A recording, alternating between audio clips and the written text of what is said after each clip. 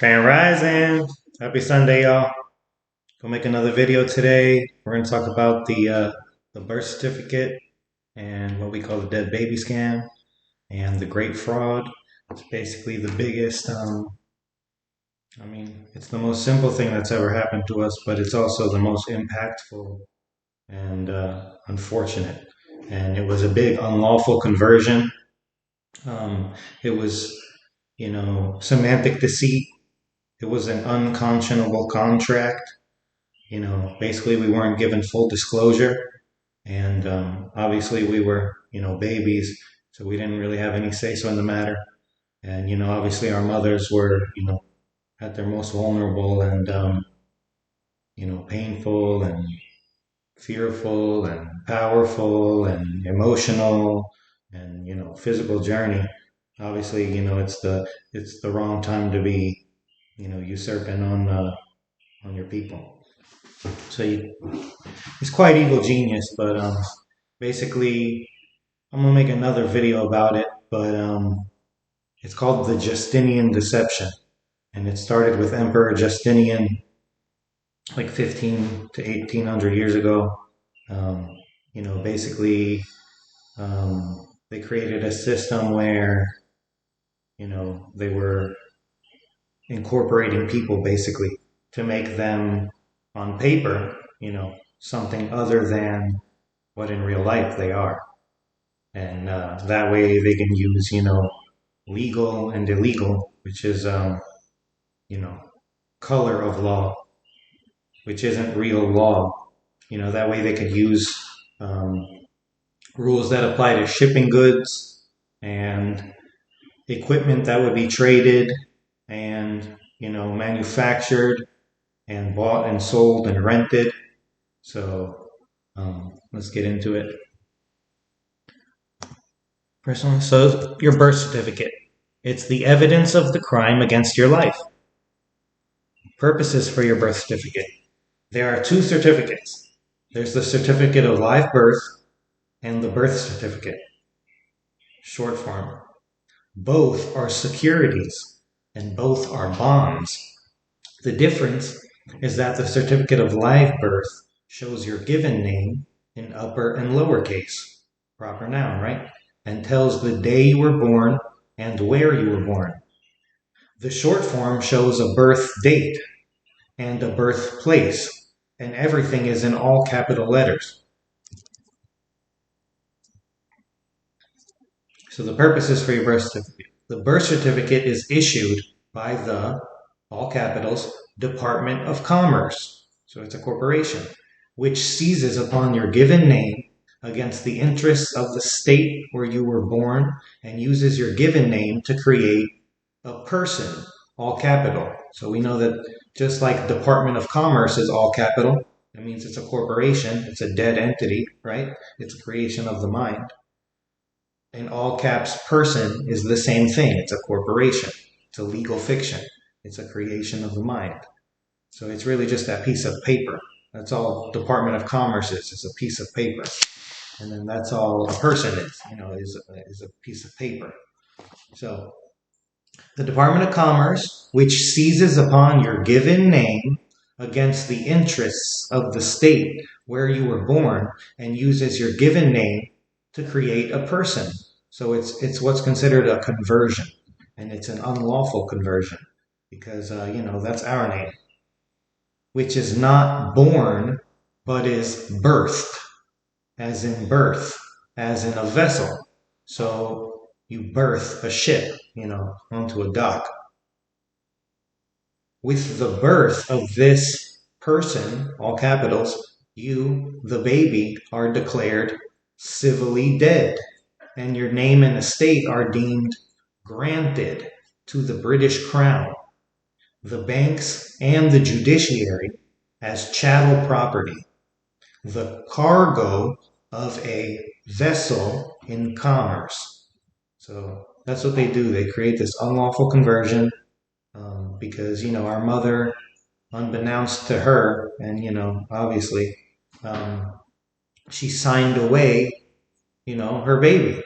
She basically registered her baby. And when she did that, unfortunately, it created a contract with the Department of Commerce, and what they did was they turned around and started claiming that that piece of paper was shipping goods that they owned, and obviously shipping goods don't have unalienable rights.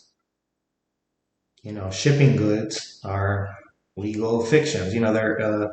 They're non-autonomous. They don't have a conscience. They don't have a brain. They don't have a soul. They're under the control of whoever's in possession of it at that moment. So a man or a woman, they have unalienable rights. They were endowed by their creator, not by other men or women, with rights and exemptions. So clearly, if you're being mislabeled and misidentified as shipping goods, who is, chattel property, meaning the cargo of, the banks, the judiciary, and the British Crown, then, you're not being considered, your true self. And because we don't know that this is going on, we can never rebut these presumptions and assumptions. So, and a lot of our neighbors even don't know, I'm sure, that work for these corporations. Obviously they don't know, and if they did, they wouldn't be going along with the with guarding, slavery basically, or involuntary servitude, whatever you want to call it. And that's what they're doing. They're just claiming that, our body's a vessel, and they're claiming that it's their cargo, and it's just being trafficked in commerce at all times. So, if, like we talked about in the other videos, if you, just like any registration or license or permit or certificate, it's the same thing. Those are all documents where you put down your information, and they're going to use that to create, another conversion, and to basically say, oh, okay, well, you don't have rights and exemptions. You have, a certificate or a license. So, you have duties, obligations, codes, policies, procedures, and all that. And, even if what they're saying is true, like, we have free will, and we have a spirit, and we have freedom of speech, and, freedom of, what we believe. And, it's up to us to, even if we're ever mischaracterized or misidentified or misrepresented, it's up to us to just say, I know who I am, I'm free, I have unalienable rights, and in no way could someone who's working for me and my brothers and my sisters possibly, force me to, for whatever reason, give up my rights and my property. And unless I've harmed another, unless I've caused another, pain or injury, or, harmed their property in some way, or in some way, did that same thing that these service employees did. If I trespass on their rights and their freedoms, if I coerce them and force them into doing something that for whatever reason they don't agree with, that's a trespass. So these are the only crimes, all these other rules and regulations, I guess you could say, that we've been accustomed to, grow up believing applied to us. Remember, they only apply to government service providers that are, working for a corporation that has a different jurisdiction than we the people. We the people are on the land and soil jurisdiction. And that's where everything is real, Everything is, a matter of fact. It's actual, it's factual, it exists. It can't be questioned. You could see it, touch it, smell it, hear it, all of that.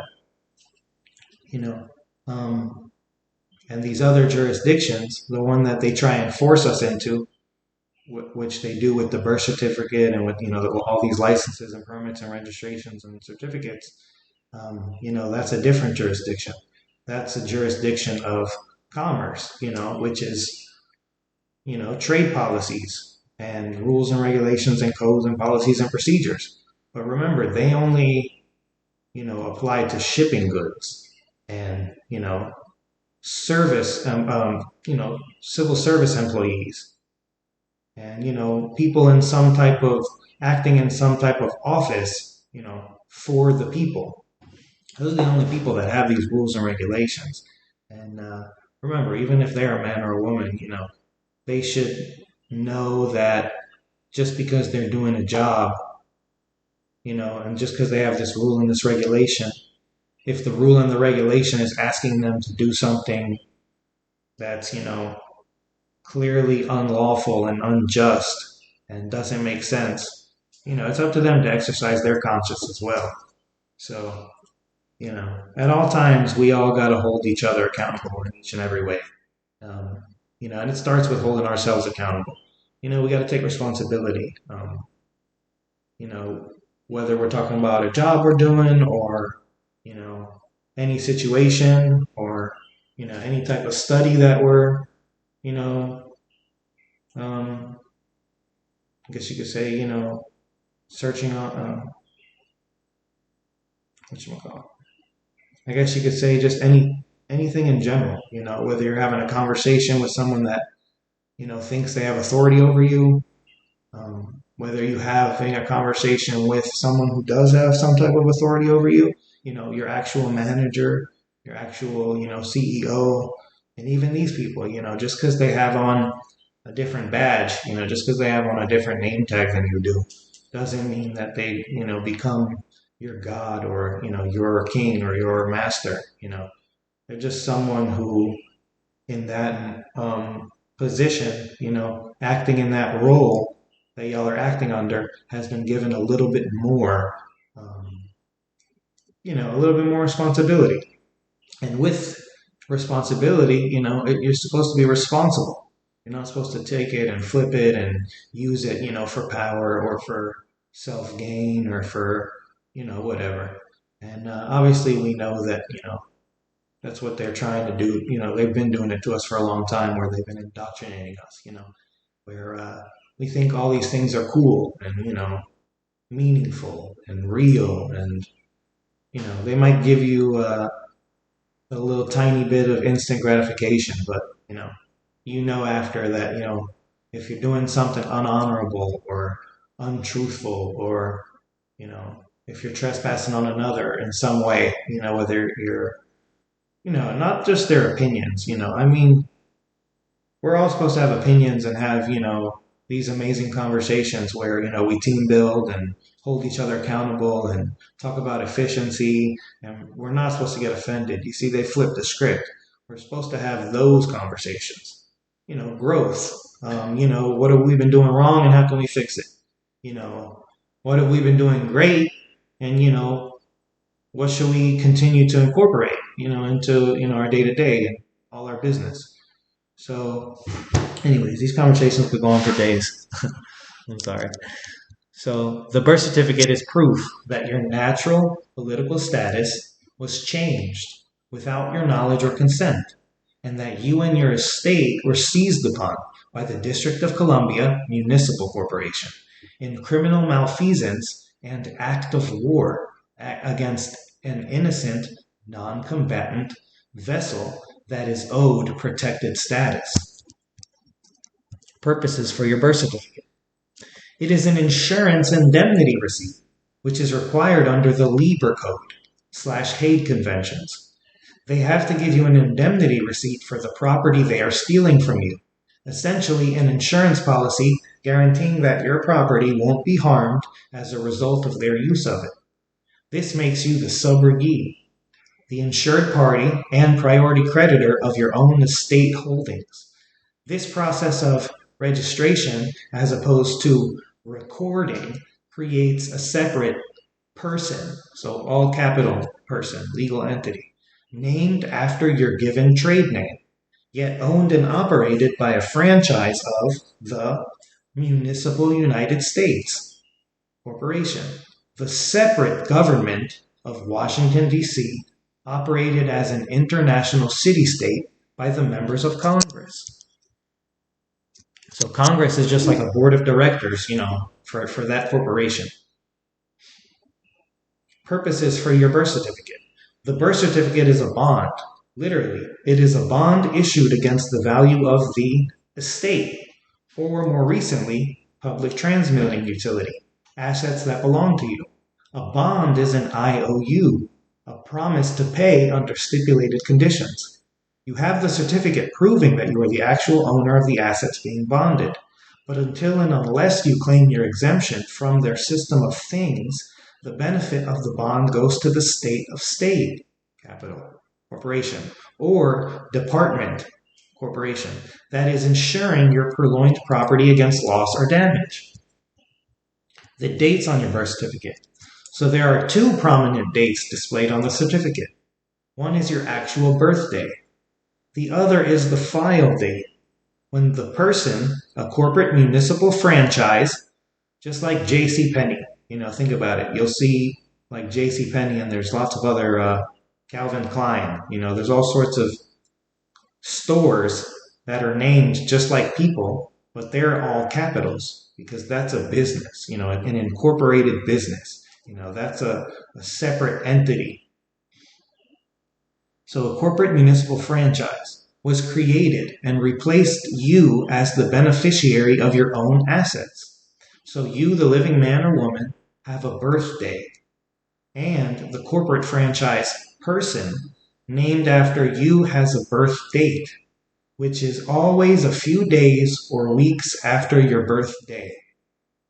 In effect, the birth certificate, all capital, records the death of your claim to own your own estate and trade name, and the birth of the federal persons, federal meaning government, so employee, so of the federal person's claim upon your assets. You are you are always the holder in due course, the party having the first claim, first in line, first in time, to the trade name and estate. But if you don't claim it or know how to claim it, you are out of luck and disinherited. And that's what we talked about in the last video. Who signs your birth certificate? The birth certificate is signed by the registrar, an officer of the probate court, which proves that your estate was probated. The living American state national, for example, the Minnesotan, named William Bales Jensen, was taken off the title of his natural estate, and his natural nationality and political status was changed to that of William Bales Jensen, all capitals.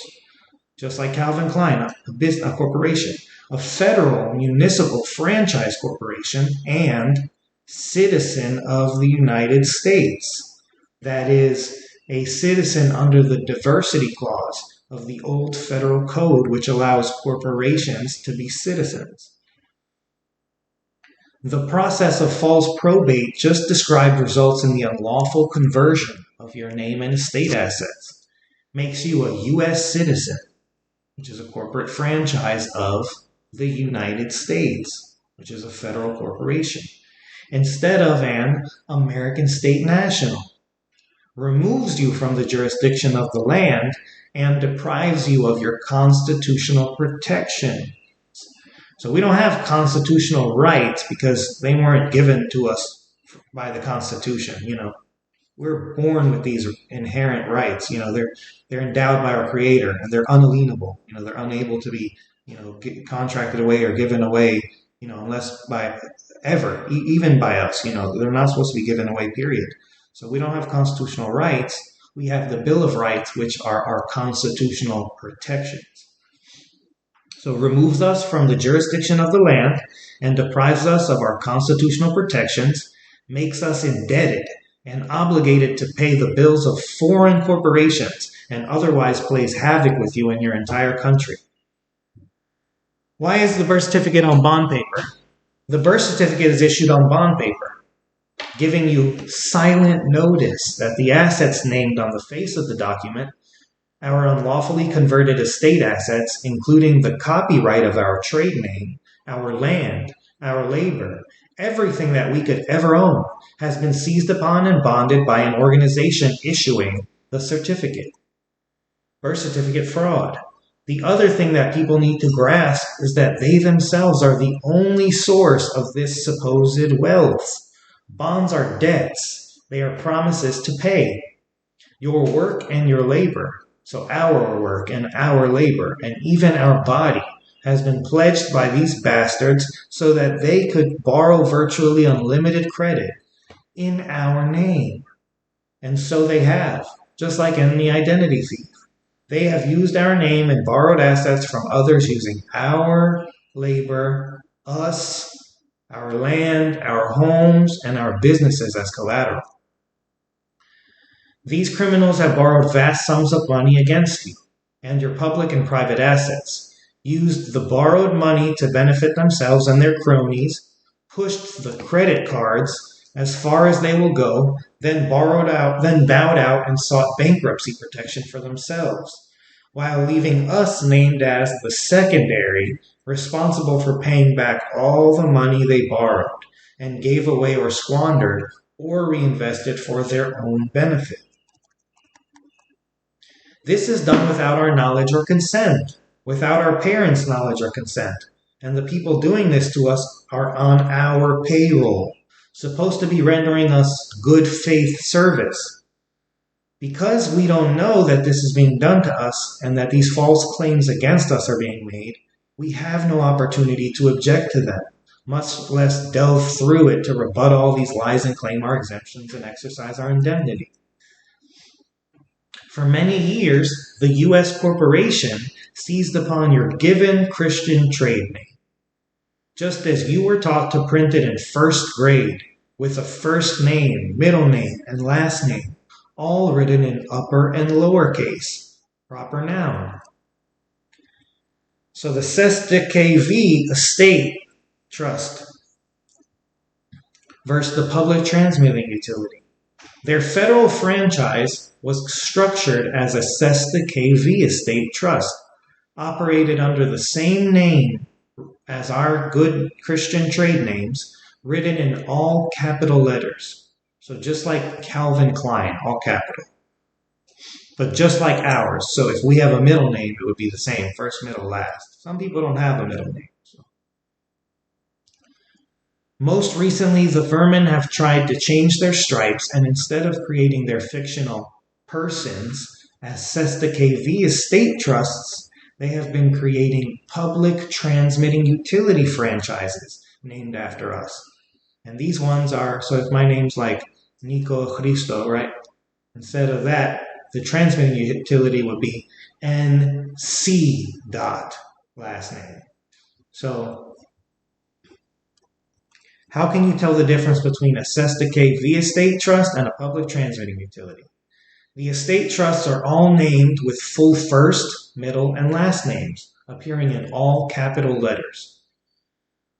Public transmitting utilities all appear with only a middle initial, but still in all capital letters. Please note that any name in any style that uses only a middle initial is not a legal name. It is meaningless and void for lack of specificity. So that, like, Nico C.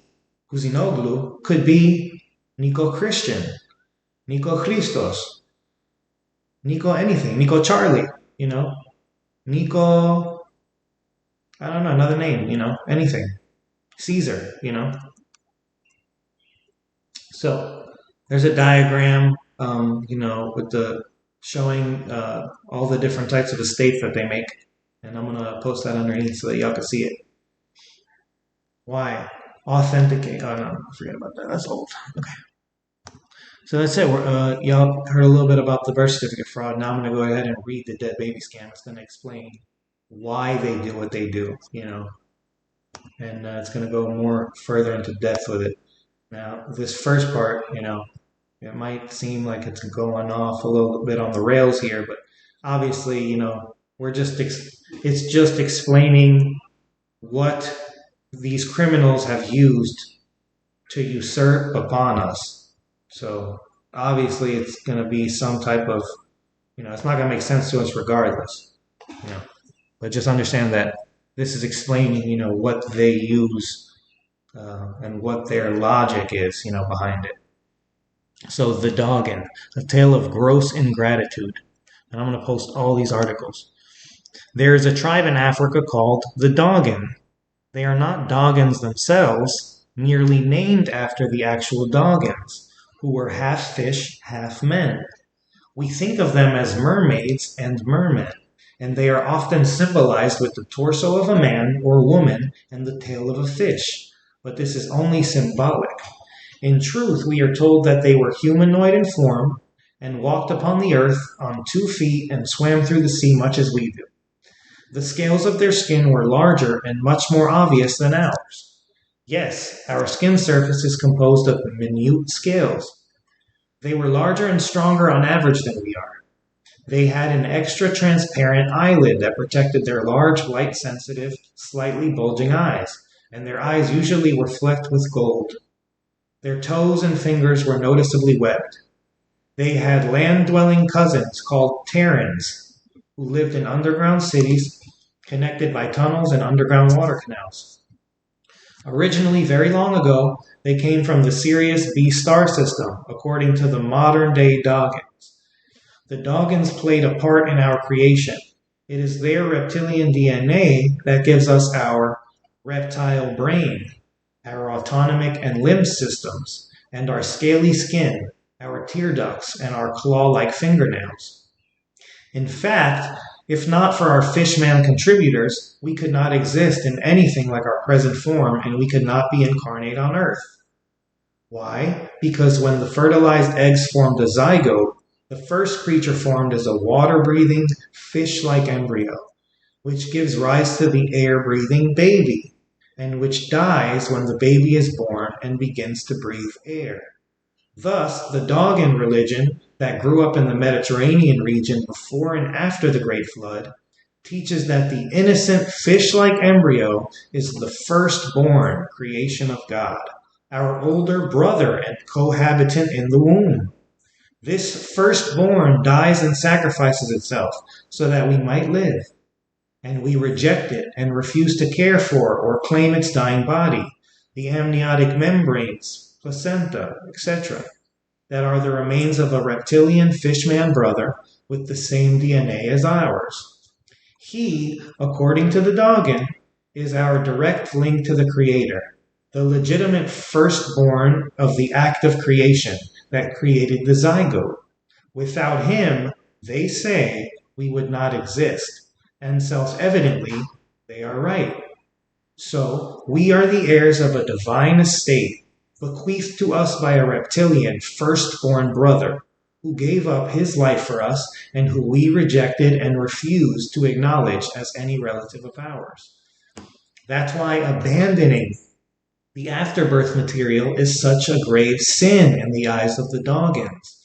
The reason that their adherents so scrupulously collect and weigh and catalog every tiny bit of this material and consider it holy.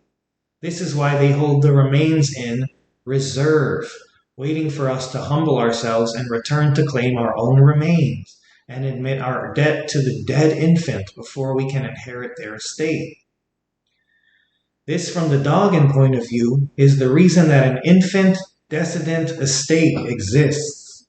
And this is the reason that you or we must go to the Federal Reserve and claim the Eucharist held in reserve for us, the literal sacrificial blood of the collected remains, and claim back our dead reptilian brother so we can legitimately inherit their estate. Strange, yes. Biologically true? Yes. Adherents of this religion will look you in the eye and cite even more facts to prove that the fish man is the elder born, including the fact that our blood is naturally the same pH as seawater, proving again that our biological existence is linked to and comes to us from the sea. They will also note that the order of creation is given in the book of Genesis, and we can see for ourselves that the creatures of the sea were created before the animals of the land. What holds true for creation as a whole also holds true in the microcosm of our unique life. The mitre that the Pope wears, that strange tall hat, is the same exact headdress worn by the priests of Doggin many millennia ago. You can see it carved in bas-relief on the ruined walls of Dogon temples throughout the Middle East. Why are we never taught about this mysterious religion?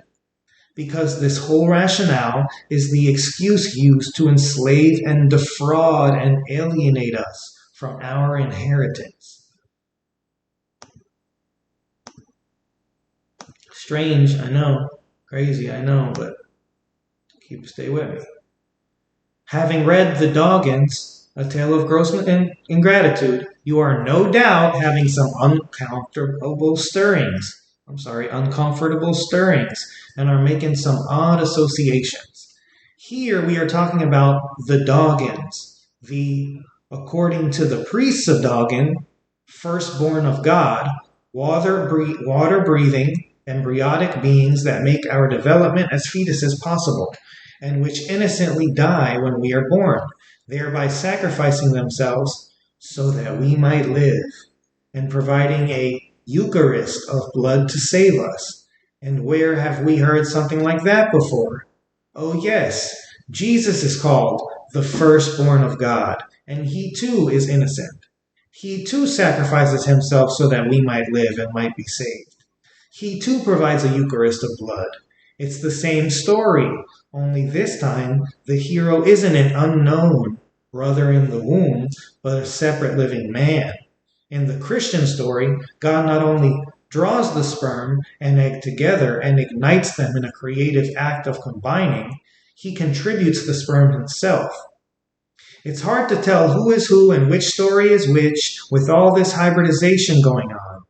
Fishmen and men, the men and God, which by implication means fishmen and men and God, to give what? An entirely new kind of being that has been brought forth and hybridized as both the physical and the spiritual levels. And what happens to the fishman part of us that we are born as air-breathing babies? Well, he is checked into the hospital, admitted by the doctor's signature, and identified by our name, first, middle, and last. He, the water-breathing amnion, composed of fetal afterbirth materials and organs, the purported firstborn of God, and purported heir to the divine estate, then dies upon exiting the womb. And of course, he dies intestate, giving rise to the infant decedent estate. Thanks to my background in ancient religions and Kurt Kallenbach's research, we now have the whole story and the evidence to bust this religious cult. Mystery, aka Eucharist, Babylon, once and for all. They weigh the dead water-breathing amnion in metric units, identify him using our first, middle, last as a territorial United States ward of the state of state. Say, state of California, state of Georgia, state of Virginia, territorial corporation. Register his death and send his estate to probate. So from the minute we're all born, the second our parents sign a birth certificate, automatically, that's not our name. Basically, the state of state takes that name and registers it as a territorial United States ward of the state of state corporation. And he is considered a dead infant decedent estate. So our estate, our inheritance, gets probated. So from the second we're born, we're put on probation under a name that's being regarded as our brothers. It's crazy. Register his death and send his estate to probate. When his estate emerges from probate, it is declared abandoned property, and the Pope, running the Municipal United States, claims the abandoned estate as public property belonging to the civil, not civilian, civil government, which is a corporation. And presto changeo, by magic of the black kind, there is the missing person Cestui KV Trust, operated as our name, first, middle, last, all caps, out of Puerto Rico, under the Spanish law of the Inquisition. The missing person isn't us, it's our amnion. Excuse me. The water-breathing fish man that these freaks claim died for us, and which was, according to them, the firstborn of God, the heir of the kingdom, who sacrificed himself for us. Excuse me. There are several points to be made. First and foremost is that our unique DNA is our unique DNA, and the amnion that results from the act of God, that is, sex act in their religion, is merely a physical apparatus derived from and directed by your DNA, like a caterpillar's cocoon, to expedite your exodus across the Red Sea of blood and arrival on the Promised Land. The amnion has no existence or personality of its own. It is not a viable living being and would never exist apart from our own existence. Us and our unique, as Kurt says, species-specific DNA is in fact the creator of the amnion. And once we claim our zygote and DNA, we naturally claim everything that derives from the zygote and our unique combination of DNA, including the amnion, whether it is alive or dead, with us or separated from us. We, as Kurt Kallenbach points out, began with fertilization, not with emergence from the womb. We have a fertilization day, not a birth day, and not a birth date either. Also, according to the Old Testament, Jeremiah 1:5, our actual beginning predates all of this. We were actually created and known by the living God prior to us being formed in our mother's womb. These are the biological facts, and we can stand on science for our claim to be the legitimate owner of all property, including estates derived from our DNA, and we can also rely on Jeremiah, if we are Jew, Christian, or Muslim, to rebut the lies being used to justify these outrageous claims about our amnion and his purported estate. The Roman Catholic Church is well and truly busted as the reptile-worshipping religion of Mystery Babylon. The Queen is also busted for allowing this to go on. So is FDR and the actual citizenry of the United States. Busted for criminal breach of trust, fraud, and unlawful conversion, resulting in identity theft, grand larceny, and proxy genocide. Meanwhile, back at the hospital, they destroy the evidence and burn the remains of the amnion in an incinerator, and he truly dies, becoming a missing person. The territorial government issues us a birth certificate, a proof of ownership and receipt owed to the spoliated owner. And they are obligated to give us under Article 38 of the Libra Code and the International Hague Conventions. You, the baby, are never admitted to the hospital at all. There's no record of us being there. Our name is never recorded as ours. The only name involved is the first, middle, last name that our parents contributed as their intellectual property and which the hospital administrations attached to the dead amnion, not us. As Kurt Kallenbach pointed out in his recent lecture series, we all have the mother of all suits for damages against every hospital and hospital administrator in the United States. Every doctor, every nurse, and administrative aide who has been an accomplice to this grotesque fraud scheme. That's why we have to educate ourselves. Think about how many of our brothers and sisters are nurses and doctors, and, they don't even know that they're, complicit in this. And that's why this is such a great and powerful fraud. It's just like everything else, just like the masks and, the jabs and all the other things that are big trespasses against our rights and our exemptions. They're putting it on our neighbors to cause that trespass. And then it's up to us to either argue and fight our neighbor or, have information to convey them in a peaceful, proper way that's going to resonate with them. But it's like, damn, they're making everything a chore, because it's either going to be a chore and then, you'll be able to live the way you want to, which is proper, or, the people around you are going to turn into a mob, and they're going to end up, trespassing on your rights for the Pope or the Queen or, the Lord Mayor of London, the Rothschilds, which is crazy, and it's once we step back, and the more we start reading, the more we start, connecting these dots, it makes total sense. And, it's very simple that, our neighbors are the ones that are creating these invisible walls, but it's not their fault, for the most part. Obviously, some of them, I'm sure know. So the best way to prove that, if you do know you're on the right side is to expose it, share the information, read the information, because if a maxim of law is if you conceal a fraud, technically you're going along with the fraud. So we have to first start by correcting our own record. Remember, our names were never even recorded. Technically we never existed until we, reclaim our name and record it properly. And then, at that point, hey, everything we've ever done, that's us.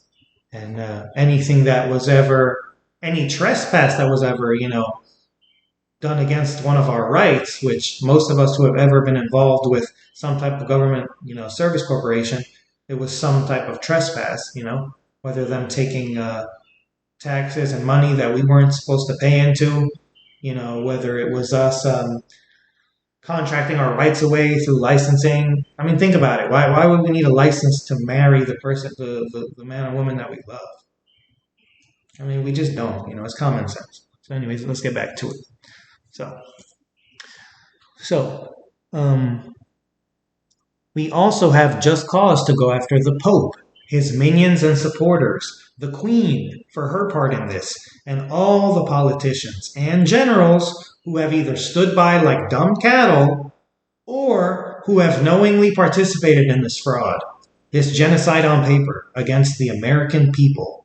As this profane and ridiculous system of lies has been applied to most countries and to most people worldwide, we all have cause to stand up and listen. These heretical cultists have spawned a voluntarily abandoned the poor. Oh, I'm sorry.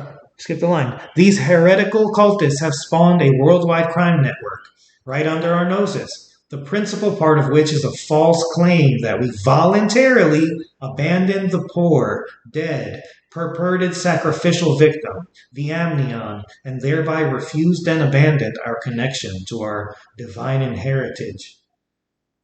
May we all throw up now, or wait, or later? And like we said, obviously it's been set up so our neighbors are the ones that are causing these trespasses, and that's all it is. It's a big system of compartmentalization. I mean, if I'm a manager and my boss told me to tell the people that I stand above, this one sentence, that's the only information they're going to have. But if the actual information is, 17 pages, you can't just tell someone one sentence. That's unjust. That's doing them a disservice. That's fraud. Everyone deserves full disclosure at all times, and that's why and how all these frauds are committed. And think about even when we're at a job. I've worked in I worked in the trades for like 10 years, so. For us, we work for all sorts of different contractors, sometimes you'll switch, sometimes you stay with the same for years, whatever, but if there's a big job and they need more guys, they send more guys to that job. So you always have to fill out new paperwork. And you most of the time, the foreman or the general foreman or the superintendent that's helping you fill out your paperwork, that's giving you the new employee packet, I guess is what they call it. And they always say, here's your tax paper. And by the way, I can't help you at all with this tax paper. I can't tell you anything about this tax paper. So, someone literally gave them that paper and said, oh, and by the way, you can't say anything about this paper. I mean, isn't that weird? In what world would you be dealing with an interviewer or someone hiring you, and they're like, you have to sign this, but we can't say anything about it? What? But then once you learn the great fraud, once you learn that you're not supposed to pay taxes, unless you're a federal employee, once you learn that it's voluntary, and once you learn that's why they haven't, been able to tell you anything, because they themselves weren't supposed to have conversations where they learned the truth. And once you know the true documents that you're supposed to, give, which is just one saying that, you claim your exemption, that, you aren't going to pay anything voluntarily. You voluntarily revoke your election to pay taxes. Once you do that, your employer might say, oh, I've never seen this paper before. I've never seen this paper before. What does that mean? You can't, remember, you can't even talk to me about this. You can't even talk to me about this. So you see, they've created such a world of double standards. And we know because any situation, any argument, any conversation, anything where someone's, doing something that's a double standard, it's like, it never makes sense. It's always like you can't do this 1 second and then say do the opposite the next second. It can't only apply to you either way, and then to me either way it's bad. You know what I'm saying? And that's the world that they've tried to create. They've tried to create that those who know the truth, or even, and that's the thing, if you have only a little percentage of the truth and you don't have the truth to show and back it up, then it's up in the air. It's up for interpretation. It's a meeting of the minds. It's a conversation. Are you going to consent to what they're saying, or are they going to consent to what you're saying? So that's what they've tried to create, and they haven't even taught us that that's the situation going on. So at all times, everything is an offer. If you walk into a business that's incorporated, meaning that it's registered to the state, meaning that it's an agency or an instrumentality of a federal corporation, meaning that it in some way provides a public service to American people. So they can't turn away the American people because their only job is to provide service to the American people. So imagine we the American people, going into a Whole Foods or any registered, any corporation that we know for sure is registered, which is most people, even most of our neighbors have unfortunately registered their businesses. And then they're claiming, oh, this is private property. And, oh, you have to follow these rules and regulations and codes and policies and procedures. Or they have a sign on the door that says, this is required. In reality, because they're a corporation, they're an employee, they're a franchisee, they're an instrumentality, they're a public service provider. They're providing service to the public. So in actuality, in no way is that private. So the only way to truly be private is to be unincorporated, to own your name, to own your estate, to own your business.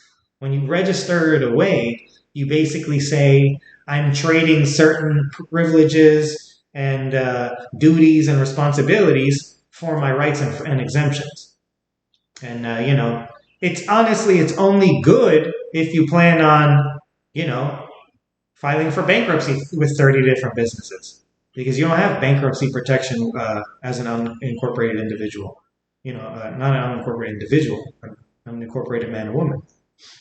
Because when your business is unincorporated, you don't need to pay taxes. You don't need to follow all these rules and regulations and codes and policies and procedures and, things that apply to only federal corporations, agencies, and instrumentalities. So you're free to make your own, rules at that point. But really, you have to honor people's rights and exemptions. In no way can you trespass on each other's rights. That's not, you can't just tell someone you have to do this and for no reason, only based on your belief. Because at that point, you're using your rights, your beliefs, to trespass on another's, and you can't do that. So, following the American Civil War, the British territorial government took over under the pretext of providing us with a military protectorate based on their constitutional contract to provide a mutual defense for our states of the Union. Mr. Lincoln left them the Lieber Code to administer, basically instructions for what they were supposed to do and how they were supposed to conduct themselves. And over time, that morphed into the Hague Conventions. The next day, Lincoln bankrupted the northern states of the original Confederacy. And here we've sat ever since, left in the dark and fed horse chunks, under Reconstruction, purportedly awaiting the day with our states when our states would reconstruct and states of America. Would reconstruct the states of America and issue new federal states of states.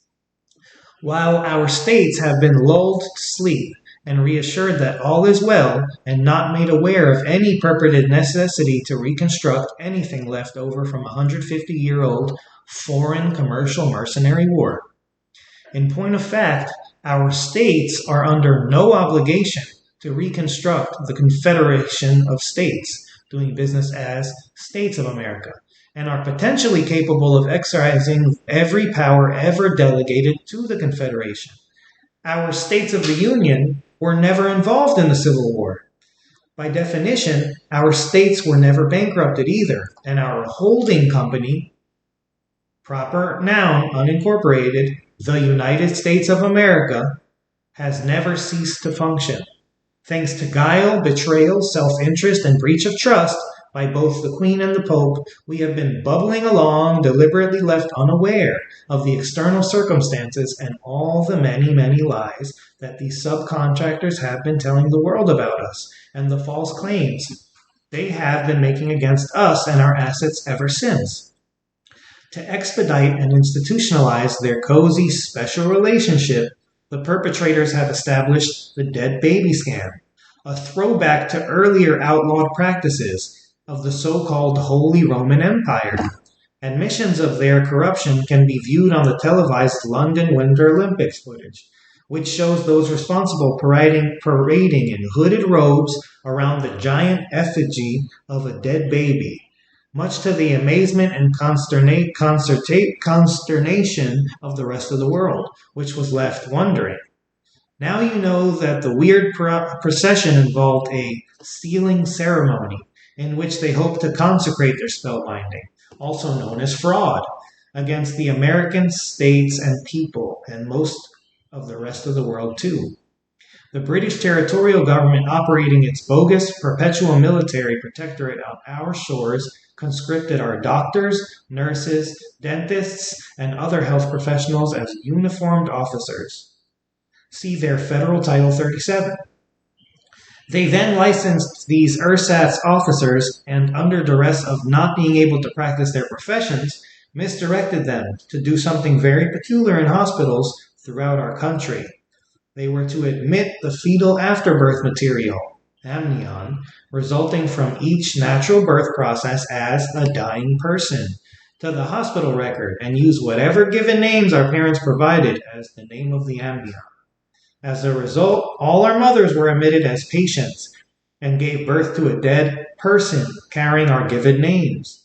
There is no record of us being present at all. This fraudulent genocide on paper was then used as to excuse the creation of trusts by the Municipal United States government. The British territorial government held the equitable title, beneficial title, to these trusts, created and operated in our names, and the Municipal United States government, corporation, held the legal title to them. The municipal government additionally created many other incorporated entities, public transmitting utilities, public charitable trusts, LLCs, joint ventures, etc., all operated in our names. This is an identity theft scheme of staggering proportions, carried out against individual living Americans for the purpose of accessing our credit and confiscating our assets under color of law. Remember what color of law is? Something that has the look, form, appearance, sound, and presence of law. It's there, but it's just a piece of paper. It doesn't even exist unless you consent to it. It's up to you to, believe it, to make it one of your beliefs, which is your right, and then to stand under it.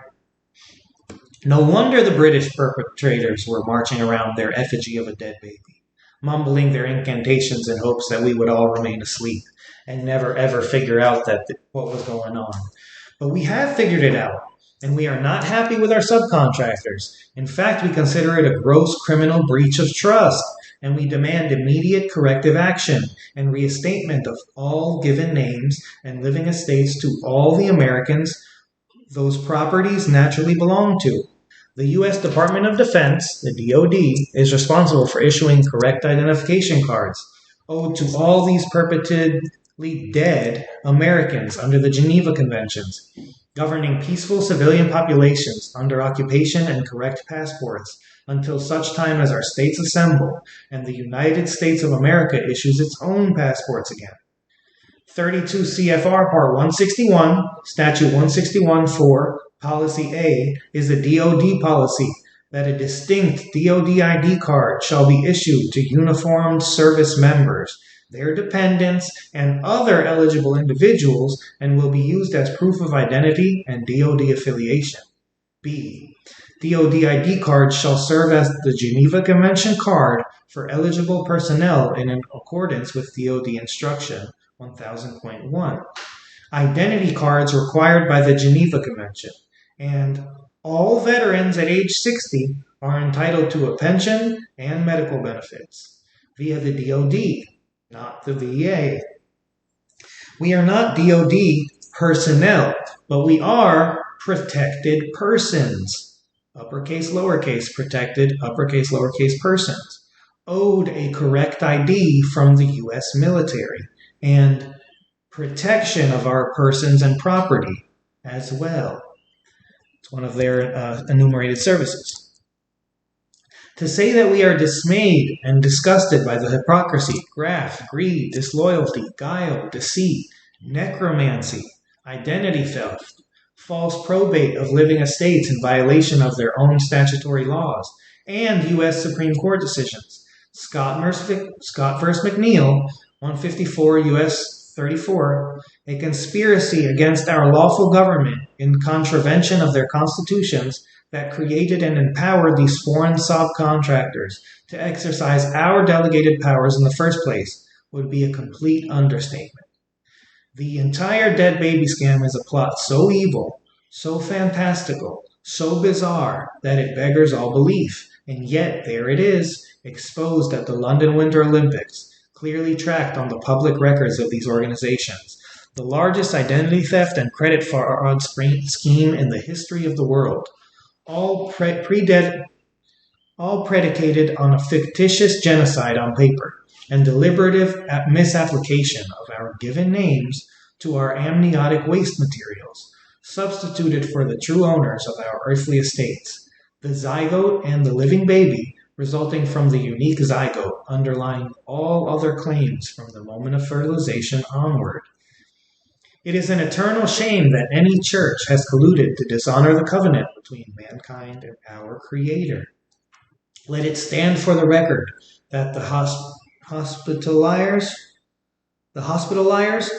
also known as the Knights of Malta, are the agents and principals responsible for the largest part of the implementation of these fraudulent records and the resulting false claims in commerce against our living estates. Let it also stand that they have been aided and abetted in these activities by members of the Roman Catholic Dominican Order, which has conducted an inquisition and religious persecution on our shores, using the instrumentality of the IRS corporation to prosecute millions of false claims in commerce against Americans.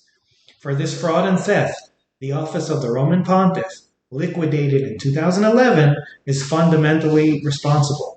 We continue to hold the Roman Curia, the Holy See, and the Roman Catholic Church as a whole responsible for gross breach of trust and criminal self-interest. We also hold the British government and the British Crown responsible for their part colluding in this outrageous breach of trust and international fraud scheme. Let this also stand for the record of the entire world that all such bogus Cestui KV estates are dissolved upon their discovery, together with their derivatives, and all beneficial intellectual and material rights, titles, and interests returning to the living people to whom these assets naturally belong. We did that with the Certificate of Assumed Names. We claimed Title 4, remember? In the last video, if y'all want to go back and look, all municipal courts outside the District of Columbia must be shut down. This is a non-negotiable issue of our national security. These courts are being operated under color of law and are trespassing in violation of the Constitution of the United States. See, we only have one contract with the municipal government. With the Municipal Governmental Service Providing Corporation, we have one contract called the Constitution of the United States. With the Territorial Governmental Service Providing Corporation, we have one contract as well, the Constitution of the United States of America. And we only have one contract with them. Remember, Section 8 is their enumerated services. The Bill of Rights is our constitutional protections. That's our indenture trust. And it basically says, these are the things that, hey, you all know by no means can you ever trespass on these. And one of those, in the Bill of Rights says, just because it's not written in the Bill of Rights doesn't mean that it's not one of your rights. It's up to us to know what our unalienable rights are. Because remember, they're given to us by our Creator. So our conscience interprets what truths and what beliefs and what rights, we hold self-evident as self-governing, autonomous beings. We're not, we are, we're this mind, this body, and this spirit, but at the same time, we're not, So who in this world could make any rules and regulations and codes and policies and procedures for how we govern our own lives, our own day-to-day conversations and business and, anything, any scenario, our, recreations and our pleasures and our talents and our freedoms, it's up to no one. Remember, as long as we know that we can't use those freedoms and talents and beliefs and all the rest to trespass on another's rights or exemptions. That's it. That's the golden rule. So, we, our states and people, do not intend to be involved in any commercial mercenary squabble between federal service providers, and we are not acquiescing to any bogus commercial claims or foreign administration of fraudulently created and falsely probated estates operated in our names. All subcontracting agencies of the municipal government are to be fully informed of their status and the personnel briefed concerning this fraud, so that every American, however employed, knows what went on here. All territorial courts are restricted to their internal administrative duties, and such duties in admiralty are strictly defined and intended under the provisions of the Constitution of the United States of America of 1789. That's the territorial. The officers and subcontractors of the territorial United States government are hereby fully informed concerning this fraud scheme directed against their employers and benefactors. The American states and people are which are their benefactors and employers, the American states and people, and are called to perform their duties in good faith and to honor their obligation to support and defend our states and our people. Our government, the United States of America, is fully functional.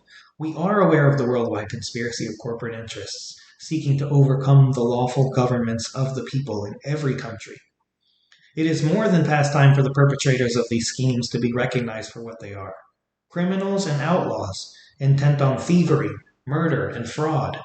Anyone supporting these incorporated entities in their arms is an accomplice to this profound evil, and part of the problem we all face. The Holy See is under demand to retask the IRS to process credit claims brought by the American states and people. It is also under demand to redirect all municipal employees to ensure cessation of all false commercial claims and improper probate administrations.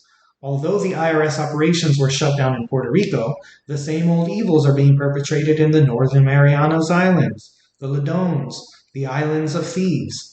We are not amused and continue our demand that all such criminal activities cease, that all false liens be released, and that no such trespasses against us continue. The British government is under demand to cease and desist all commercial mercenary actions on our shores, and to end all collusion with the municipal United States government against the American states and people. This includes redirecting all territorial court personnel who are present on our soil to stop their trespassing and racketeering activities without exception. The territorial courts and administrators are required to observe strict interpretation of their boundaries and must cease and desist in proper conscription of American medical personnel, licensing of American medical personnel, registration of American babies, and all other actions, procedures, and activities designed to steal our identities, unlawfully conscript our private assets, and otherwise trespass against us and upon us. Anyone issued a birth certificate has been the victim of this fraud. The birth certificate is proof and evidence of unconscionable contracting processes being used to defraud American babies, literally in their cradles. Any American having such a birth certificate is exempt from commercial claims and is entitled upon declaration of their state national or state citizen political status to access the American national credit, to offset all bills and presentments made against municipal persons or territorial persons that have been operated in their names/names. If you are not presently employed by the U.S. military or the federal civil service, nor serving in an elected or appointed political office to the territorial or municipal United States, nor receiving unearned federal welfare benefits, nor willingly and knowingly operating a federal corporation, nor seeking federal asylum, you are eligible at this time to reclaim your birthright political status. Federal employees who quit federal service or retire will be eligible to do the same upon completion of separation. We are serving notice to the U.S. Department of Defense with this international public notice regarding the baby scam that we are non-combatant civilians who are owed proper identification as internationally protected persons and who are owed proper passports too. We are in the process of assembling our States of the Union and have posted our will and intent as of September 9th, 1776, and have reissued our sovereign letters patent as of November 4th, 2015. Our government observes separation between church and state and guarantees religious freedom to all. American Indians and African Americans are under no presumption of servitude, nor obligation, nor of any enemy status related to our government, and are to be considered American state nationals like any other American born on our soil, equal inheritors of all natural and unalienable rights and blessings. If in view of this misadministration, bad faith, criminal activities, and false claims advanced in breach of trust, the Queen, the Pope, or the Lord Mayor desire to say one word against our directives to their personnel on our soil, they have had more than ample opportunity to disagree with our evaluation of the situation, and they have failed on all counts to do so. Whereupon we accept their admission and acquiescence and direct Mr. Trump and the U.S. Secretary of Defense to begin operations to shut down the municipal courts.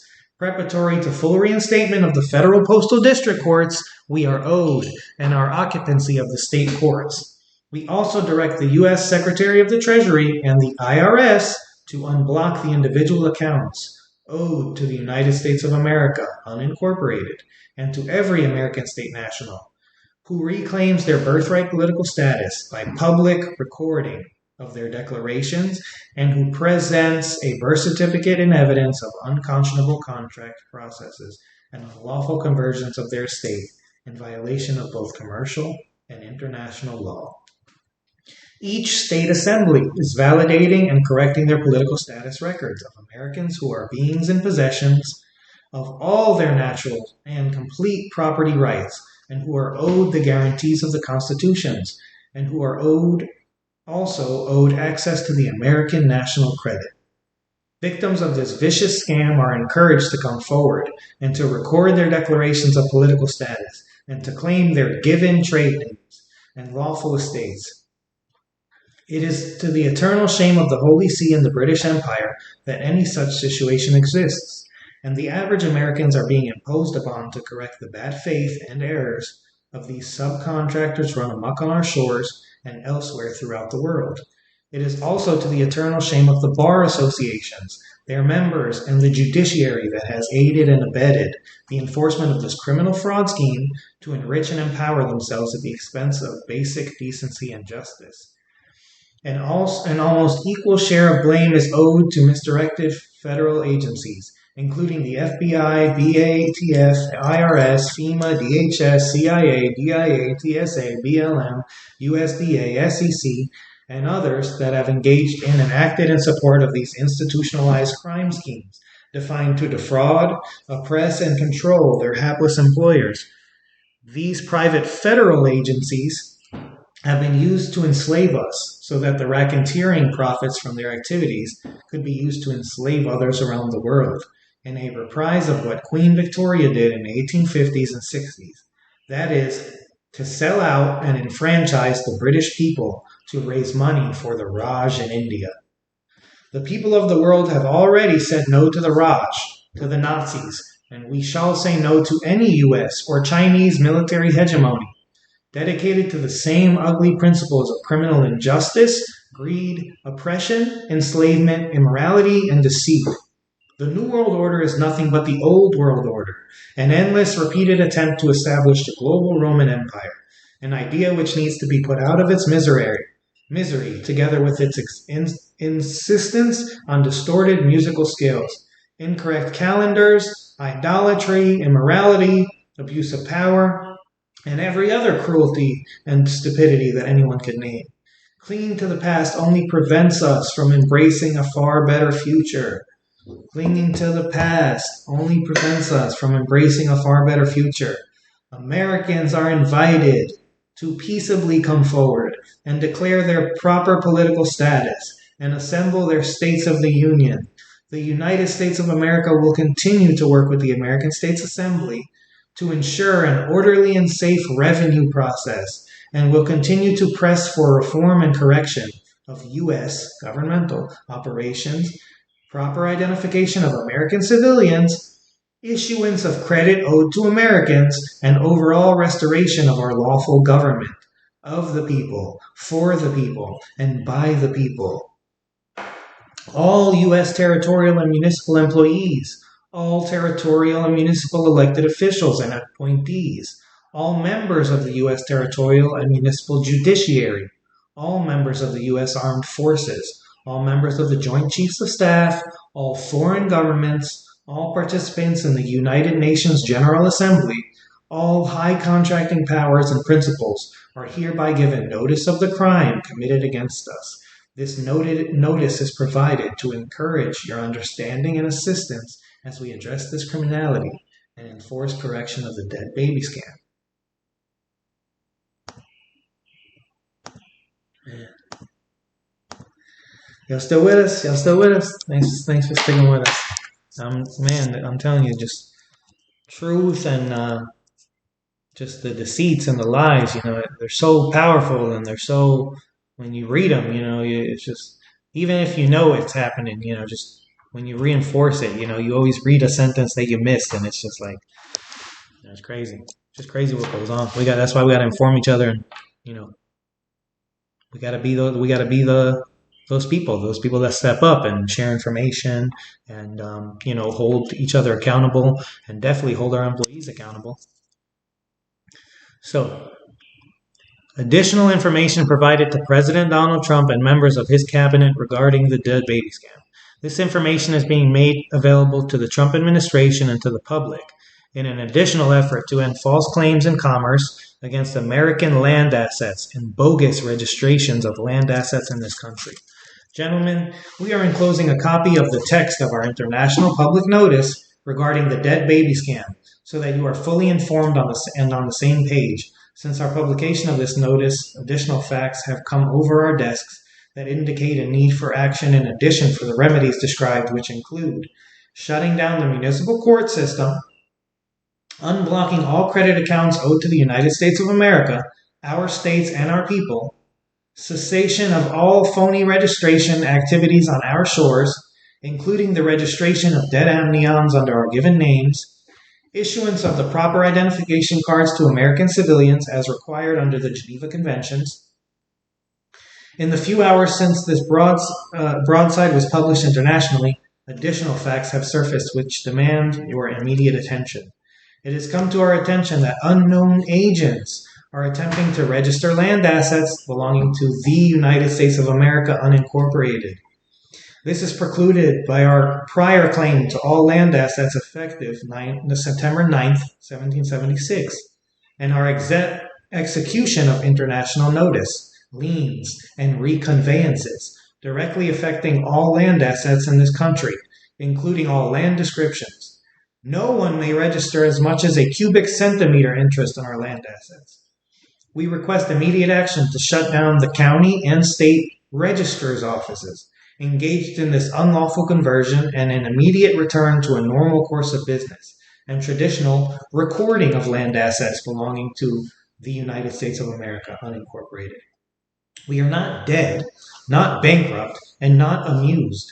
See the enclosed final reassignment, 2019-011557-3, UCC Financing Statement Amendment, Recording District 500, UCC Central File.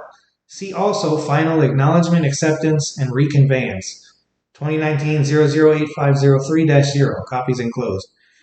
All payment necessary for your continued functioning and for the reduction of your national debts is provided for via mutual offset credit exchange against credit already owed to the American states and people. Mr. Mnuchin needs to do his actual job owed to the actual people of this country. Now, this ongoing attempted unlawful conversion of land assets belonging to us via registration processes and false claims that these land assets are chattel, acquired from the bankruptcy of the United States, Inc., corporation, remember, must cease and desist, and the local offices in all state-of-state franchises must be redirected and re-educated to record, not register, land assets belonging to the United States of America, unincorporated. Our member states, unincorporated, and our people, unincorporated. See our official acceptance to President Trump's inaugural offer. Copies enclosed. All state trusts, all territorial states of states, and all municipal states of states are under our liens as the priority creditors and do not belong to any secondaries purportedly acting for us. The action steps outlined here and in the international public notice regarding the dead baby scam are sufficiently logical for everyone to comprehend, and we also trust that your duty to the American states and people to defend our land assets from any enemy, foreign or domestic, is clear. You have our consent and direction to shut down the municipal court system pending resolution of this mess, and also our direction to shut down all registration of land assets in this country, and further, to disregard and invalidate all dead letters of administration being used to authorize probate administration of the fraudulently constructed dead baby estates.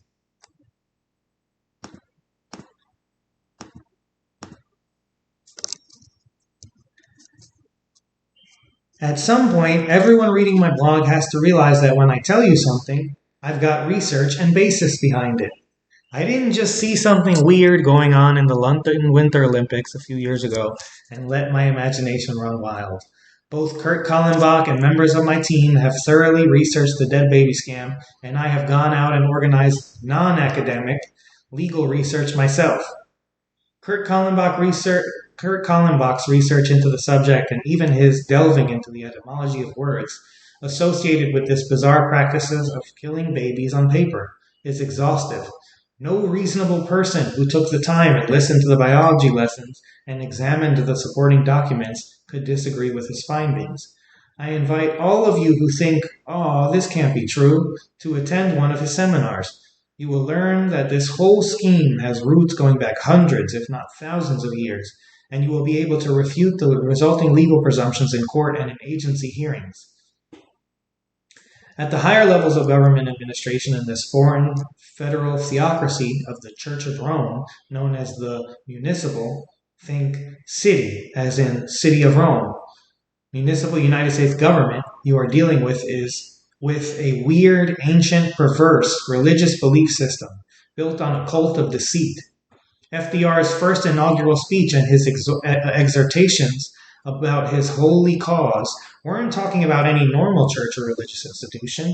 He was calling for the equivalent of a jihad by the temples of Baal, the same temples that we associate with the inner city of London, Westminster, and the legal profession.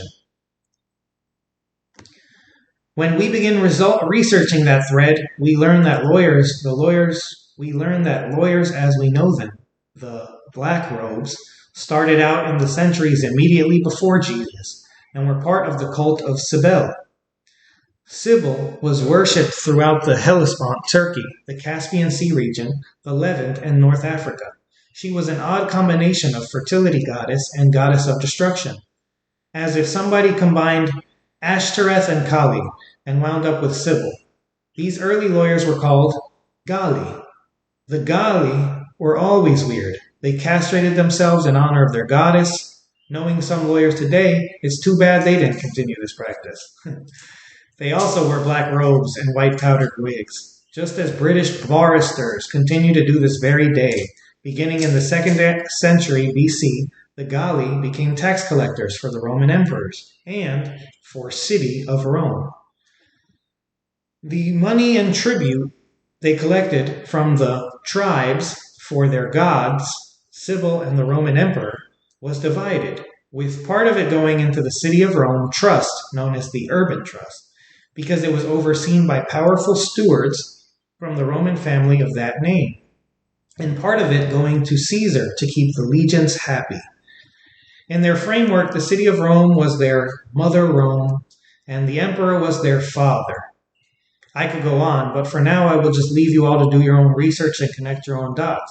The urban trust of the city of Rome was started in something like 753 BC, was in the business of loaning money at usurious rates to vassal kings throughout the Roman Empire, and you still see its trademarks and emblems emblazoned all over the world today.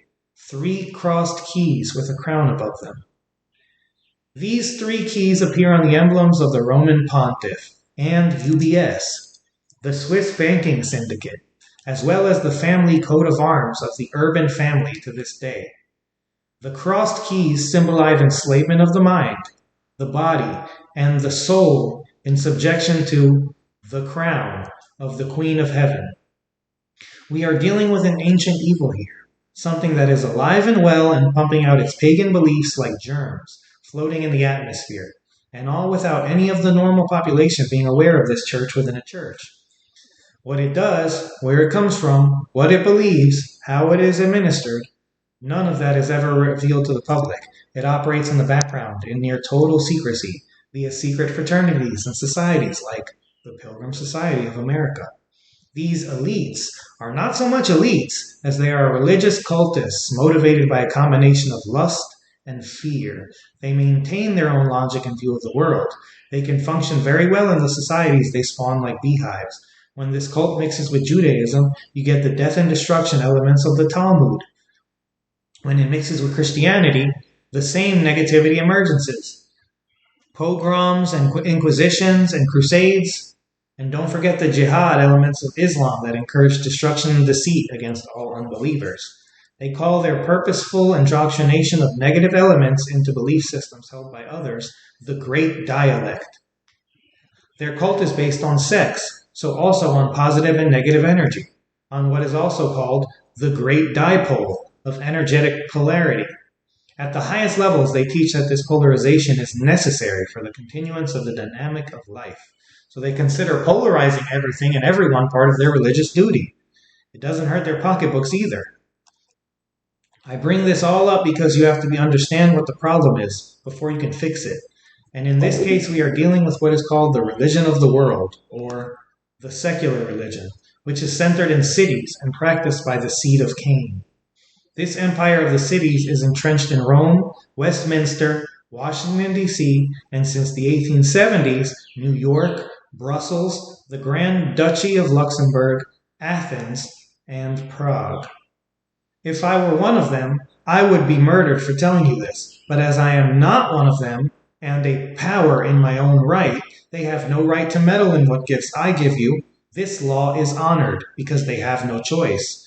The seraphs, also known as angels, were created in the age of storms before the dinosaurs, and were in physical form, what you would recognize as dragons. They were the overseers and go-betweens, involved in terraforming the earth and conducting the whole experiment with the great lizards. The fallen among them are called archons by the Romans and nephilim by the Jews. The acolytes of the secular religion summon these ancient entities and enlist their guidance and assistance in spreading chaos and negativity, and separation and violence. They are only too happy to oblige because the fallen hate mankind and this planet with passion.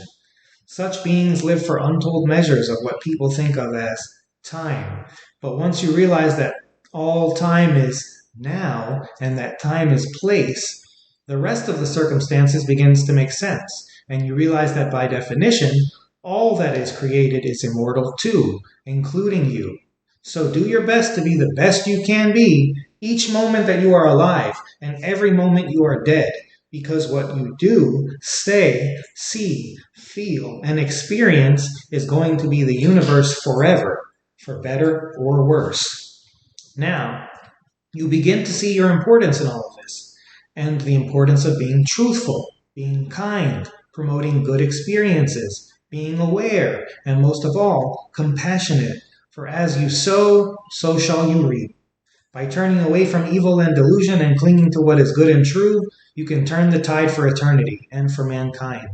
It's all up to you. And you have no idea how important you and your choices really are. You just get up every morning and think you are Joe Green on your way to a job at the local meatpacking plant. If the archons and their servants have their way, you will all be dead in fact as well on paper. But look, there are mighty archangels standing up for you. There is no reason to be afraid. Your free will is being scrupulously honored.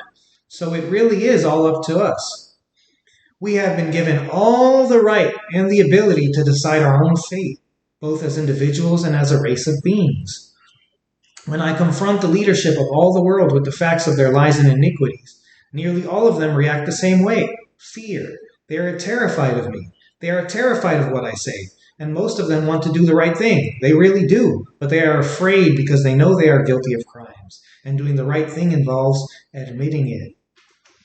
Just like the GCR, we could cobble together new standards that would be far more fair and which would reseed the world economy literally overnight. But at the rates things are going, it would never be done because doing so involves admitting to serious crimes. Think about it. Using the GCR as an example, if we can simply reset the machine that admits that there is a machine. And if there is such a machine, it admits that there has been manipulation, commodity rigging, and a totally unfair playing field in place for a long time, doesn't it? That in turn sets the search engines and mental wheels running as people naturally think, who did this to us? Who did this to our world? And they start looking for those to blame. Correcting the problem requires admitting to guilt, and confession under any standard of law, except for one, means death. Literally every standard of law on earth, except for one, mandates the death of these men and women. Over 2 million of them in America alone, and this is on top of the billions who have already perished and suffered as a result of what they've done to us. You see how this works? They kill us for their self-interest at the behest of their phony gods, the archons. We kill them in return. Everyone winds up dead. Nothing gets resolved because we are all immortal. And on it goes, generation to generation. It's time for this stupidity to end. And if we don't have sense enough to end it ourselves, it will be ended for us. The guilty need to confess, at least in their own hearts, and take the actions needed to correct. We all need to adopt the law of love and concentrate on our similarities, not our differences. And now, after a very significant digression, back to the dead baby scam. If you don't believe what I am telling you is true, okay, do what I and a couple dozen of my helpers did. Go to the hospital and ask to see the records of your own birth, or the births of your children. There's no record of you giving birth. No record of your children being born. No record of their names. No billing statements. No medical charts. No paperwork at all, unless the birth is very recent. The hospital record staff will be surprising too. They all appear to be men with tattoos and obvious military backgrounds, doing a clerical job where you expect to see at least some women. They will roll their eyes at you when you ask them to do so. Very pointedly, they will sign a paper under oath, saying that there are no such records and that they know of or have access to. The same thing will happen if you return to the church where you were baptized, in the name of the Father, the Son, and the Holy Ghost. But which Father, which Son, and which Holy Ghost?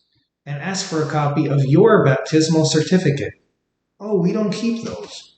No, indeed, they send the titles to Rome to be traded on a dirty underground stock market that purports to buy and sell souls.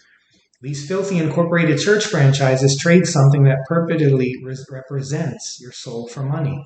And there are people deluded and crazy enough to buy it too. So by now, as a result of your direct research and experience, you know that there is something very, very odd about all of this, don't you? You can go online at Cestui.com and find photos and business records and wills and no end of detritus information about dead relatives you never knew you had. But there's no record of your son being born 20 years ago? No billing statements from the doctors? No maternity ward charts? No copy of your baptismal certificate? This in a society where every credit card receipt appears in triplicate, every bank check back to 1906 is archived. Most of our school records have disappeared or been altered so that they are false too. Must be magic. Just like that version of Anna Maria Reisinger running a rum distillery in Barbados, or the one running around New York City. What should be in evidence isn't there, and plenty of falsehoods that shouldn't be present are. Go look for yourself. Ask around about your own or your family's records. We had 12 people all over this country try this experiment, and the results were the same. Your records either aren't where they should be at all, or they have been altered in ways that invalidate and falsify them. Why? Because we are dealing with the same belief system that burned the library at Alexandria after they carted off all the books and scrolls, the same ones who stood around the bonfires in Nazi Germany after they read the books themselves, altered the content of any remaining editions to suit themselves, and stole the true knowledge for themselves. Did I tell you that keeping the ignorant is the bread and butter of their entire agenda, so that you don't know the truth and can't defend yourselves? But still, you are saying it all seems too weird, too fantastical, like some odd other world from Harry Potter. You need more proof, something solid to take to court, something even more solid than all the circumstantial evidence, like the procession around the dead baby and at the London Winter Olympics, or your own mysteriously disappeared medical and church records. And something more explicit than the Uniformed Officers Code in Title 37, and well, Kurt Kallenbach seems too far out there too for you. Here you go, the motherlode of shipped high-end transit from one of our team members. The state of states birth certificate processing is readily exposed in the government publication, Hospitals and Physicians Manual of Live Births and Fetal Deaths. The legal language and terms set forth in the manual are clear and convincing evidence of the crime, starting with the term moving conveyance. It gets much worse from there. Here's the link. Get your copy, step right up, and don't be stupid. Now you know why you are being rented out as a public vehicle by DOT. This is what's going on. It's up to you and millions of their Americans and people around the world to put a stop to this kingdom of lies, which is, after all, the kingdom of Satan, the father of all lies. I'm going to post that link. And we got one more article to read. The municipal debt scam. It is apparent that a great many people have gotten the drift of why we have obtained copies of all these birth certificates, and why we have authenticated these records through the U.S. State Department, nor why we have returned the municipal persons to Steve Mnuchin. It's because we need evidence of the crimes committed against us, and proof of action taken to correct, so that we cannot be accused of wrongdoing. When we go through the effort to authenticate a birth certificate through the U.S. State Department for the purpose of conducting business in a non-Hague Convention country, something very important becomes visible. The good faith and credit of the United States of America, the territorial government, is being extended, and an indemnity bond is being issued to ensure the municipal government vessel. This proves that they are colluding together and benefiting each other. It also exposes the nature of the deception. It is designed to make it appear that we are all acting as our own creditors, as if the United States of America is the same as the United States of America unincorporated, uppercase, lowercase. And it's not. In fact, the Municipal United States is $25 trillion in debt to us. We are the priority creditors, and they are endeavoring to make it look like that debt is owed by the United States of America, unincorporated, instead owed by us, that is. Oh, they're trying to make it seem that the debt is owed by us instead. They are using the United States of America, the British territorial government, to promote that assumption. It's a shell game. Which United States? Which United States of America? Who's on first and what is on second? The Pope's municipal government, doing business as the United States of America, owes us, the United States of America, $25 trillion in credit. Their national debt is our national credit. The territorial United States government, doing business as the United States of America, is standing in the middle, making it look like we indebted ourselves. But in fact, both the municipal United States and the territorial United States of America owe us money. We owe them for services, and they owe us for goods and services too. So all three are debtors with respect to the others, at some extent. What is supposed to happen is called mutual offset credit exchange. So King George owes me $1,000, and I owe him 100. I knock 100 off of what he owes me, and my debt to him is offset against what he owes me, and at the end of the transaction, his debt to me is reduced to 900. So the Pope owes me $1 million, and I owe him 100,000. I knock 100,000 off of what he owes me, so that my debt is offset against what he already owes me, and his debt is reduced to 900,000. You see, we are supposed to be trading debts as credits. That is how the U.S. national debt is supposed to be reduced and kept under control.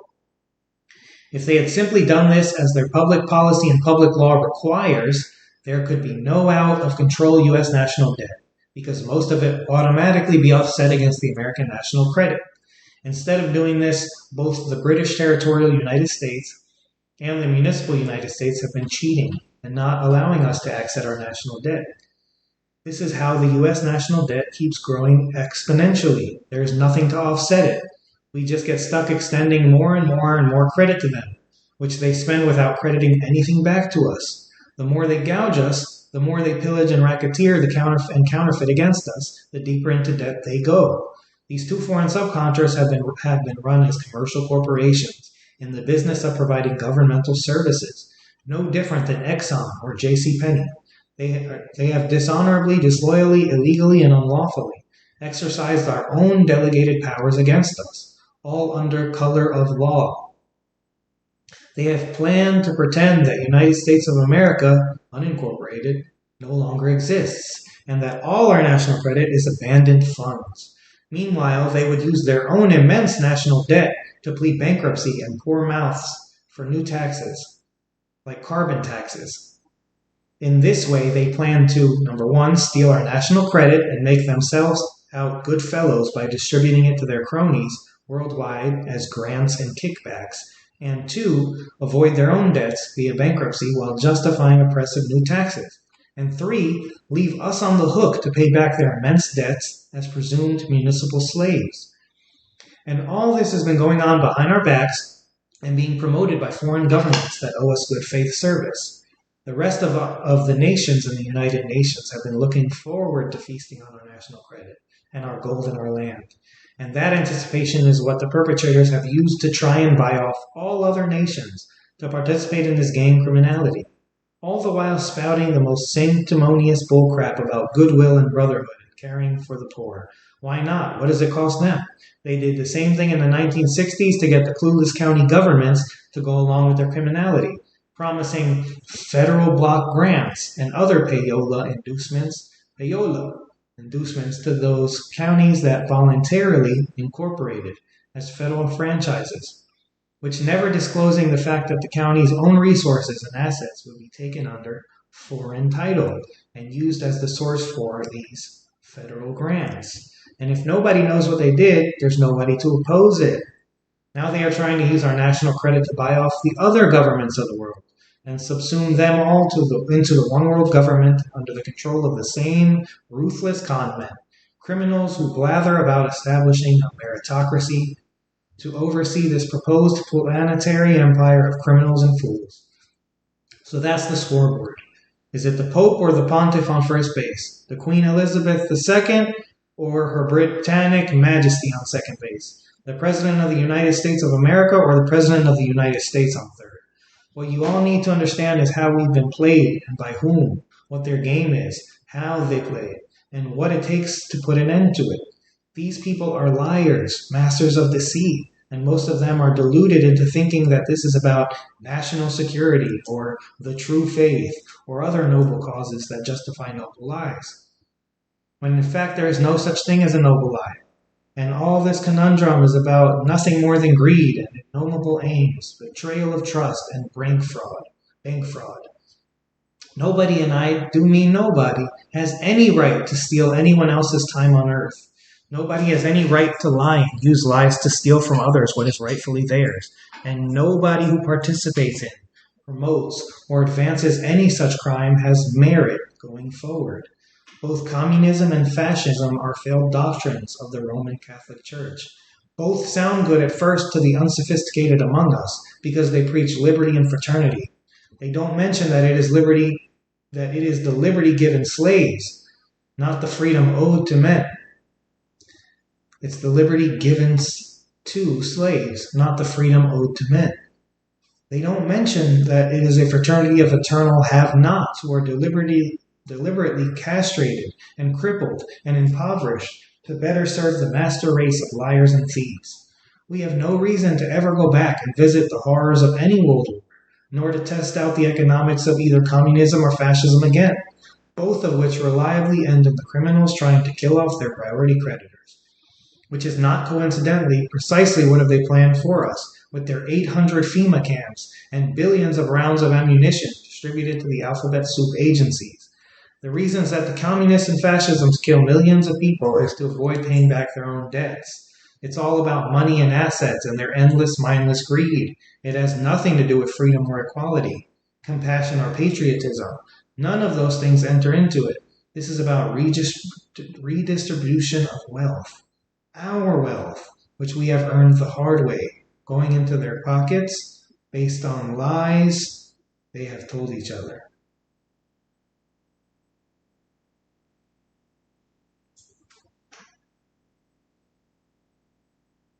Oh, this is about redistribution of wealth. Our wealth, which we have earned the hard way, going into their pockets based on lies they have told each other. Okay. So, again, y'all, we don't need to relive the past. We don't need to be angry. And obviously, this is very angering and hurtful and strong information, but it's empowering, because once you know, that's it. You know the fraud. And once you know the scam, think about it. Everything that they tell us, everything they try and distract us about, everything they try and confuse us about, everything they try and pressure us against each other about, doesn't matter. Because at the end of the day, we're already born with all of our unalienable rights. We already have all of our exemptions. We're already owed good faith and credit. We're just not receiving it. So we don't need to beg for it or donate to it or protest about it. We don't need to, choose our champion or choose our warrior or choose our public service provider. We need to all, just speak up. We need to all, learn the truth, share the truth, reclaim our names and our credit, repopulate the land and soil. The land and soil hasn't been populated. You guys heard, there's been no record of our names. There's been no records of our lives. There's only been registrations of, shipping goods, foreign Situs trust, a Cestui via trust, a public transmitting utility, municipal franchisee, using our all capital name. It's crazy. But, once we know, that's it. 99% of the stuff that they try and get us to argue about. Race, religion, color, creed, mindset, perspective, situation. feelings, emotions, um, duties, obligations, everything that they try and get us to argue about is things that they are, forcing upon us. And through that, that polarity, right, through them controlling the narrative, that's it. They're creating this false world for us. And by going along with it, by watching the TVs and, participating in their elections and, participating in these conversations about all this crap that doesn't matter, and thinking that you're fighting for equality and justice and freedom and religion and the right to do this and the right to do that. We were already born with it. There's no need to fight for it. People fought and died for it, and they did it as a unit, as a family, and that's what we need to do again. We need to just be a family, and luckily, like I said, we already have our contracts with government. We already have our constitutions with both governmental service providers, and we already have our Declaration of Independence. We could print our unalienable rights. That was my first video. You can find your unalienable rights and stand on them. You can look up that unconstitutional law. What that means, and realize that anything that's unconstitutional, if it goes against the Bill of Rights, if it goes against your beliefs, your rights, your freedoms in a way that's harmful to you or, coerceful or unjust or improper or unlawful, that's it. It's up to us. It's up to us to call it out as unconstitutional. And, that's it. I'm going to provide that link at the bottom. And that's literally one paper, any situation.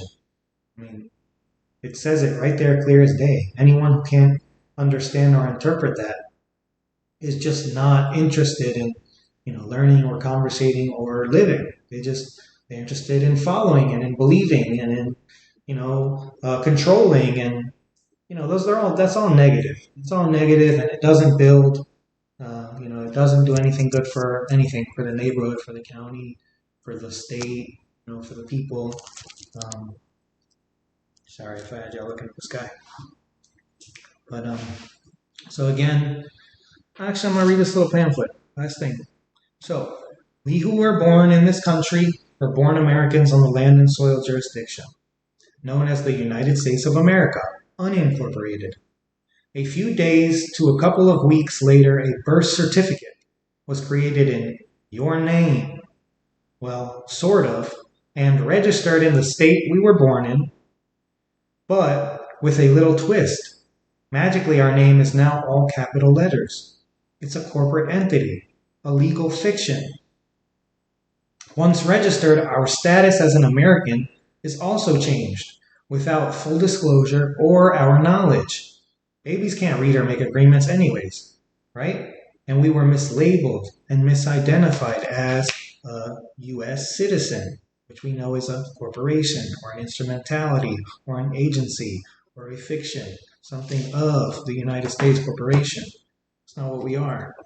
Much in the same deceptive way, we have been trained to believe that we speak of the United States as referring to the country as the union of 50 states. The fact of the matter is, each one of our states is a separate nation under itself. We derive our nationality from our individual nation states. We derive our nationality from our individual nation states. We are Wisconsinites, Georgians, Californians, Virginians, New Jerseyans, New Yorkers, etc., New Mexicans, Oregonians, right? If you're born in Mexico, you're a Mexican. If you're born in Italy, you're an Italian. If you're born in France, if you're French, right? The United States of, as identified as the people, lawful persons, of 50 individual nation states for a specific reason. The United States is a corporate entity, a separate and foreign nation with respect to us, which has a totally different form of citizenship called a U.S. citizen. If someone asked you if you were a U.S. citizen, we would all reply, well, of course. We've all been brainwashed and indoctrinated to believe it to be a fact, and it is not. And the ramifications to our country and to our lives has been and is continuing to be catastrophic. Look at the great job our political employees have been doing for decades. The Republican Party and the Democratic Party are also corporate entities, having nothing to do with our true governmental system of the people, for the people, and by the people. And the politicians know it. As a U.S. citizen, you are forced to follow the corporate, municipal, and territorial governmental authorities, agencies, courts, and all of the 80 million plus rules, statutes, codes, regulations, ordinances, and executive decrees, blah, blah, blah, and at gunpoint if necessary. How many constitutions does a country need anyway? Did you know that there are actually 3 constitutions? Each are 3 separate contracts of 3 different governments with 3 separate federal subcontractors. The defunct, and thus far never reconstructed, Confederation, which is the States of America, the British territorial government, which is the Commonwealth, and the municipal government, which is the Holy Roman one. What is a constitution? Well, a constitution is a debt agreement. It lays out our services to be provided along with who is responsible for providing these services. A contract between the people, uppercase, lowercase, which are the employers, and government, which are the employees. The 1787 Constitution for the United States of America, unincorporated, was the Federation of States, doing business as the United States of America, unincorporated. The 1789 Constitution for the United States of America, the territorial, that was, for the British territorial United States, doing business as the lowercase, United States of America, 1789 to present. And they follow British maritime and admiralty law. And then the 1790 Constitution for the United States, the municipal, the Papist Municipal United States, doing business as the lowercase United States, 1790 to present. And they follow Roman civil law and municipal code. Are you concerned about the national debt? We talked about it, right? Americans shouldn't be concerned, since the national debt is actually the debt of the United States corporate government, municipal, and the United States of America territorial government, both foreign entities and in no way connected to the American people. Unfortunately, if you are a U.S. citizen, at least in their eyes, you are on the hook for the debt. Keep paying those taxes. Guess what? U.S. citizens cannot own land in this country, as U.S. citizens are considered tenants, not landlords. And in all cases where U.S. citizens have homes or land in this country, they have only tenant rights. Even if you have worked hard and paid off your mortgage in full, but if you don't pay your property taxes, rent forever, you will lose your home. But once you have declared on the public record you are an American, that all changes. Do we really have to pay federal income taxes? If you work for the federal government or a franchise thereof, yes, you do. The IRS 1040 federal income tax form is a contract. If you sign it, you are obligated to pay. I don't know about you, but I don't have any federal income. Do you? Tricked again. Unless you are some type of government employee, federal income taxes are voluntary. The IRS has no enforcement. We're just a corporation, remember. Corporations don't have authority. People do. They're all acting under color of law. We make it real by our consent and our belief. So how does we get out of this mess? Go to theamericanstatesassembly.net and read in detail the history of how our country has been overtaken and the steps we are taking with your help, right?